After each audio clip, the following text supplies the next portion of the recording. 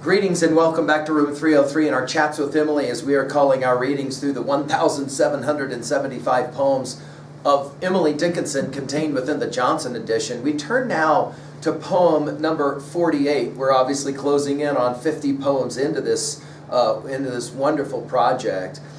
This one is called Once More My Now Bewildered Dove. I find this a fascinating little poem because Emily is always dancing with the prior knowledge that for her is the air she breathes. In this case, it's going to be the story from the book of Genesis, chapter 8, the story of the flood, and more particularly the end of the flood, and her use of the symbolism of the dove, the bird of peace, as we'll often think of it. Now, our assumptions are that you've been following our stuff at learnstrong.net down that left-hand side, Chats with Emily, our playlist. I'm hopeful that you have already experienced our introductory set of comments in our intro lecture, as well as the last 47 poems we just finished with Heart We Will Forget. Now, again, the assumptions here, and Emily just makes these without any kind of really noted observation, right, is that, first of all, you're a biblical reader, and of course for Emily's day, readers would know exactly the referencing that she was making in Genesis 8 through 12. At the conclusion of the flood for Noah, he's in his ark, and he's sitting on the water, and he needs to know when the water will be receding, and so he sends out the bird to tell him if the bird will come back bringing stuff. It will tell him exactly how the water has gone. By the way, she also assumes that you know that columba means dove in Latin. Now, the question about this poem, as in so many of these poems, is who's she actually talking about or referencing? Unfortunately, we just don't know. But I really do enjoy this poem as a poem that demonstrates Emily's curiosity. She'll use the word puzzled in a fascinating way. And the idea that hope is always possible. Let's take a look.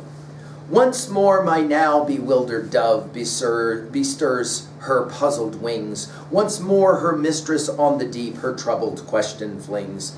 Thrice to the floating casement the patriarch's bird returned. Courage, my brave columba, there may yet be land. Now, there's all kinds of ways to read this poem. Obviously, one powerful way to read this poem is there's always reason to hope. Notice we'll begin with this once more. By the way, in poem 83, these will be the last words of that poem. Once more, my now bewildered dove. You'll remember bewildered in poem 29 when we studied it. And of course, this use of the word dove is fascinating. Now, when we hit poem 1204, we'll see this as well. The only other use, by the way, of dove in all of her poetry is here. Whatever it is, she's tried it, awful father of love. It's not ours the chastening, do not chastise the dove. Once more, my bewildered dove bestirs her puzzled wings. Notice we have bewildered, we have puzzled, we have troubled. In other words, uncertainty. I think one way to say this is that Emily's poetry is always dancing with uncertainty and helping her to grow accustomed with that uncertainty. It's okay. Bestirs her puzzled wings. Now, the word puzzled is a fascinating word in Emily's study. We saw it in poem 9. We saw it in poem 43, the unpuzzled heart. We'll see it in poem 148. We're going to see it in poem 180, which I find a fascinating use in 180, when she says it this way: as if some little arctic flower upon the polar hem went wandering down the latitudes until it puzzled came to continents of summer. The poem, the word puzzled will also show up in 208, it puzzled me to know, in 246, and then also in poem 600, and I find this an interesting use of it as well. Then to be comprehended what sore puzzled me, why heaven did not break away and tumble blue on me. The idea of uncertainty, and yet curious about that uncertainty, and I think that's a central idea for Emily and her poetry. Once more my now bewildered dove bestirs her puzzled wings. Once more, notice the repetition, her mistress on the deep her troubled question flings. What is this troubled question, by the way, in poem? We'll see this idea of troubled and the idea of not being quite certain in so many of her poems going forward. And then she'll make this reference to Genesis 8 through 12.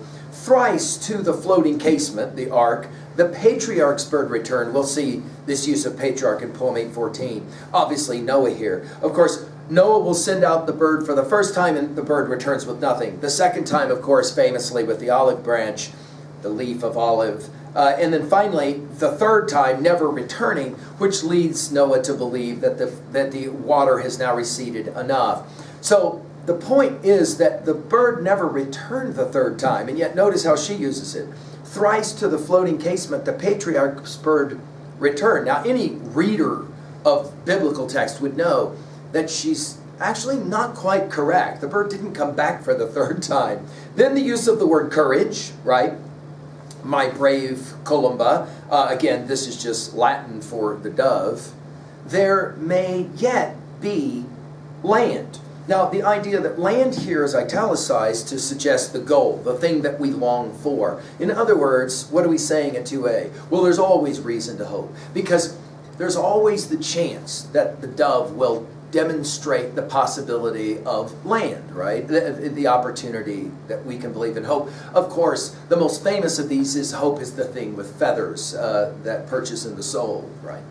At 2b, I like how she just assumes an educated reader that, for example, Columba is the Latin for dove. I love her word choice of puzzled and troubled.